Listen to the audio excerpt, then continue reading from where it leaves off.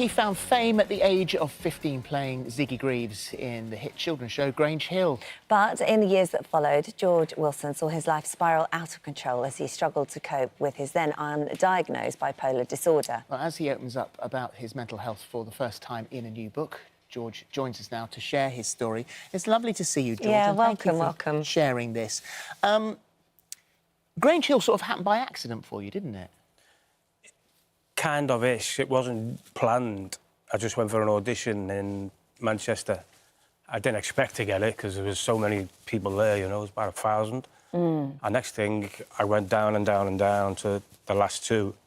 And before I knew it, it was between me and this other guy, and Phil Redmond picked me. Yeah.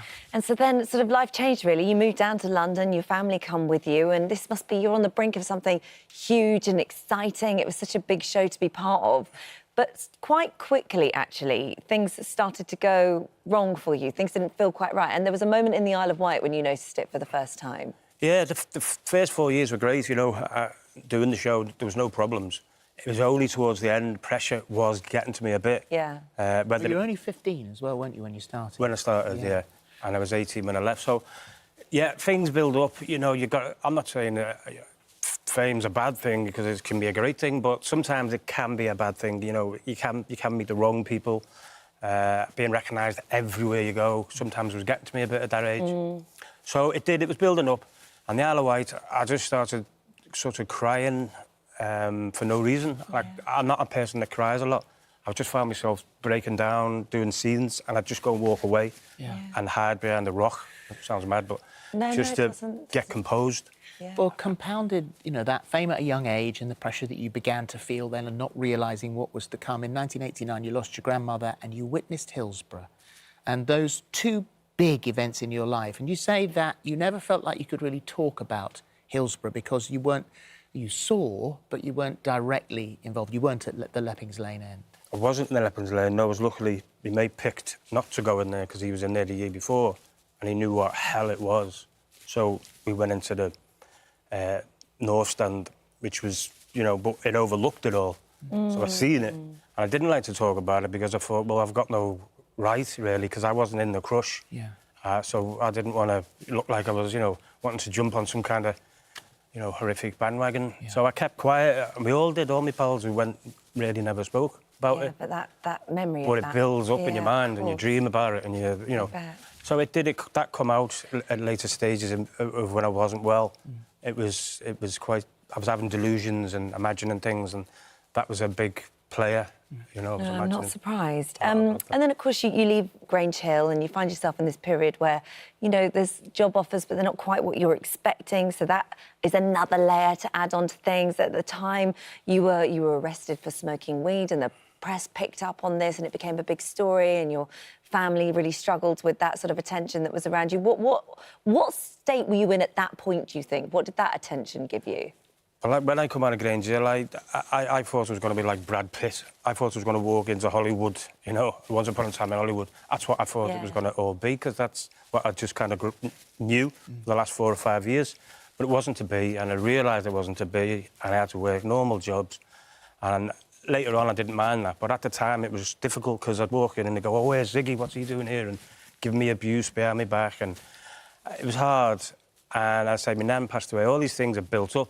And it eventually came to a climax. I was imagining so many things, I won't even go into it because there's so many frightening things and all coming at you at once. I'm talking a million miles an hour.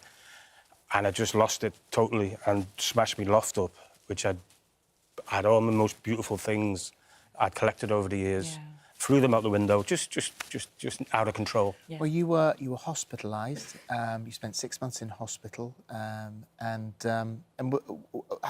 when did you get your diagnosis? When did they actually tell you? Because there were quite a lot of visits to hospital, weren't there? Yeah, there'd been a good few. That was the worst. There was two bad ones. That one, the first one, because it come at me like a hurricane. I didn't know what was happening.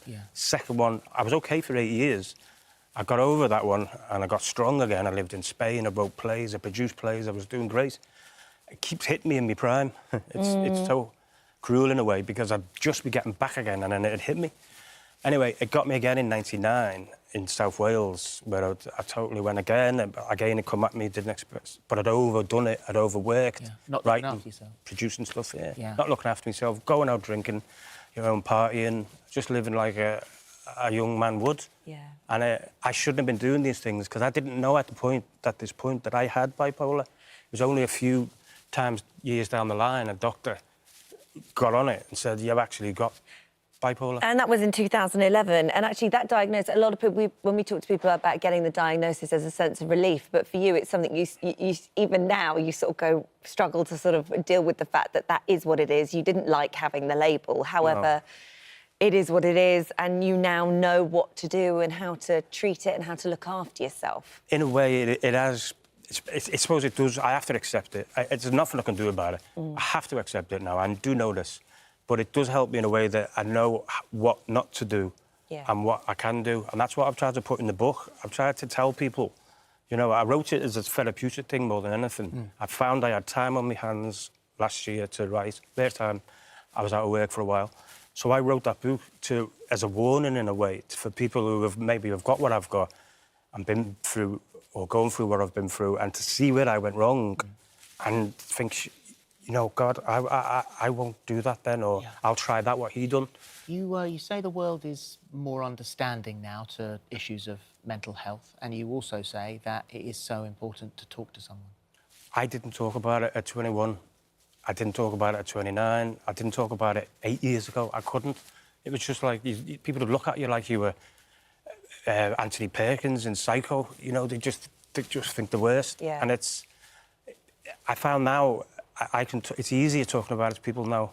And anyone, at whatever age, if you're feeling any feelings, I would say, the first thing I'd say is just talk to somebody, even if it's not your mother or your father or your sister or anyone that close. There's other people you can talk to, you know, psychologists, psychiatrists, people you can ring now, helplines, you know, there's so many people where it didn't have that 20, 30 years ago. Do you wish that, you know, when you first started that career in Grange Hill and you were on that beach in the Isle of Wight, that there'd have been that level of understanding that we have now and that somebody would have noticed or you could have felt, you could have spoken to somebody? Do you think that things would have been different? Maybe.